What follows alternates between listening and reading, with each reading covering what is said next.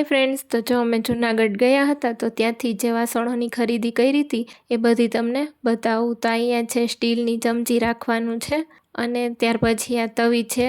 આપણે જે ઓલી તવી હોય એ લોખંડની હોય, એ આપણે ધોઈને તો એકદમ બગડી જાય, પણ આ છે ને એ સ્ટીલની છે, એવી ને એવી રહે. ત્યાર પછી આ ભાઈએ લઈ લીધો તો પાણીનો શીશો એમના માટે, અને હું ગોતું છું કે ચમચી ક્યાં હતી, તો મેં કીધું આમાં હશે કોથળીમાં. તો પછી જો આ ખાટલી એક તો હતી, પાછી બીજી લીધી, ને ત્યાં હું જોતી હતી કે ચમચી આમાં છે કે નહીં, ત્યાં મળી ગઈ. તો આ ચમચી પણ એક એક કોથળીમાં પેક હતી. ત્યાં મારા માટે મેં લઈ લીધી એક ફોર્ક, મેગીને પાસ્તા અને નૂડલ્સ ને બધું ખાવા.